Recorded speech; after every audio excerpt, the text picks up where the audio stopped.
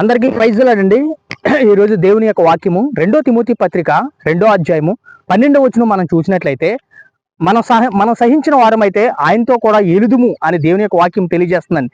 ఈరోజు నువ్వు స్త్రీవైతే కుటుంబంలో నీ భర్త పట్ల, నీ బిడ్డల పట్ల సహనం కలిగి ఉండమని దేవుని వాక్యము తెలియజేస్తుంది.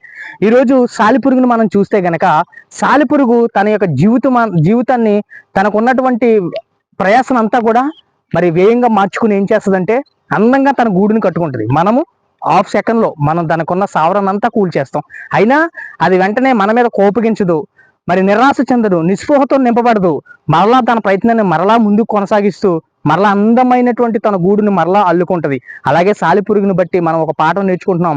మరి మనం కూడా సహనం కలిగి మన జీవితంలో, మన ఉద్యోగంలో, మనం చేసే పనిలో, ప్రతి పనిలో సహనం కలిగి మన పనిని ముందుకు కొనసాగించినట్లయితే ఆ పనిలో దేవుడు మనకి మంచి దీవుని మనం చూస్తాం.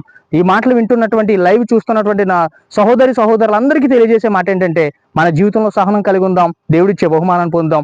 దేవుడు ఈ మాటలు దీవించి ఆశీర్వదించును గాక. అందరికీ ప్రైజ్ లార్డ్.